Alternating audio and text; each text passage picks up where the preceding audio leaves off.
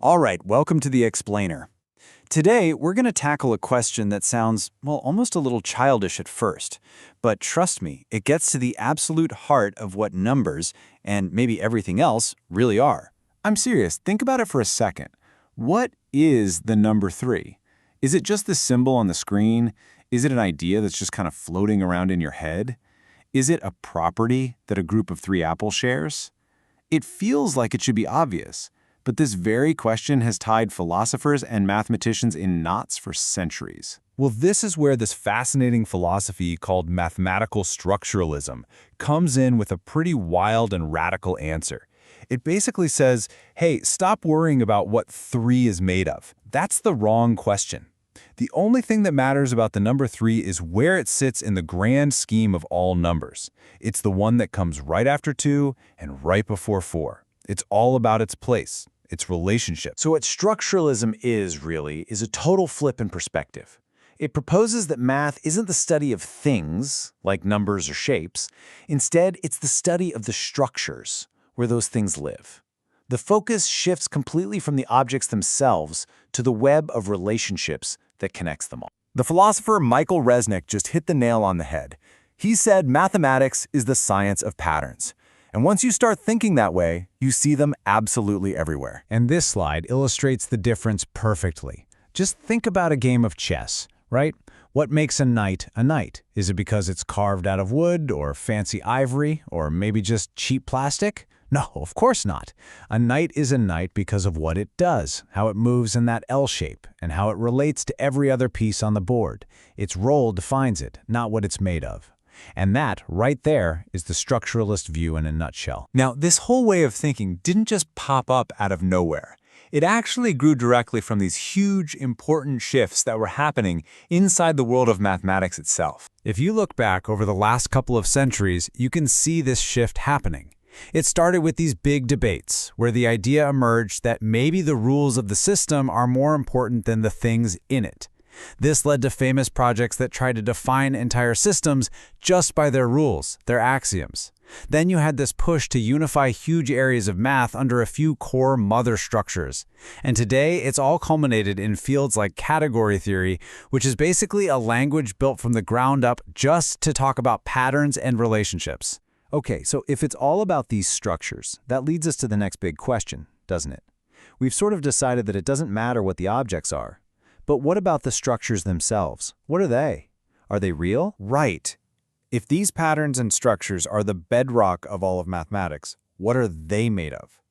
Do they actually exist out there in some abstract Platonic realm? Or are they just useful stories we tell ourselves?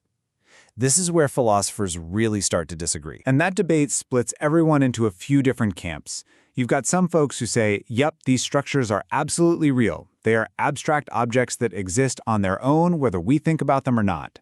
Then another group says, whoa, hold on. They don't actually exist. They're just possibilities. They're like blueprints for systems that could exist. And then a third camp tries to be a bit more grounded, saying we can just build all these structures out of something mathematicians already know and trust, set theory. But, and this is a big but, this powerful and really elegant idea that objects are nothing more than their relationships, well, it walks us straight into a huge mind-bending paradox, a real identity crisis. So let's set this up carefully. If a thing is truly nothing more than its position in a structure, its unique place in the web of connections, then what on earth happens when two apparently different things have positions that are structurally identical? We have a perfect example of this in complex numbers. We define the number I as the square root of -1. Simple enough, but here's the kicker. -I, when you square it, is also -1. Structurally, there is no property, no equation, no algebraic trick you can use to tell them apart. They are perfect mirror images. You could go through every math textbook in the world, swap every single I for a -I, and every proof, every theorem would still hold up perfectly. So here's the crisis. If an object is defined only by its role, and I and -I have the exact same role, does that mean they have to be the same number? Does I equal -I? We know for a fact it doesn't. So what gives? This is known as the identity problem, and it is a massive challenge for structuralism. It suggests there might have to be something more to an object than just its place in the pattern. Or maybe, and this is the really wild part, maybe our whole idea of identity is what's flawed. It's a deep puzzle that philosophers are still working hard to solve. So, okay, despite all these deep philosophical puzzles, why should you or I care about structuralism? Because this way of thinking is an incredibly powerful tool that reaches far, far beyond the world of pure math. At its heart, what structuralism really does is it teaches us a new way to analyze the world. Instead of getting bogged down in the messy details of all the individual little pieces, it tells us to step back, zoom out, and look for the pattern. Look for the system. Understand the relationships. And once you have this lens, you start seeing these structures everywhere. It's the entire basis of computer science. That's what a data structure is. It's how linguists can map out the grammar of a language, or how sociologists can analyze a social network to see how information and influence spread.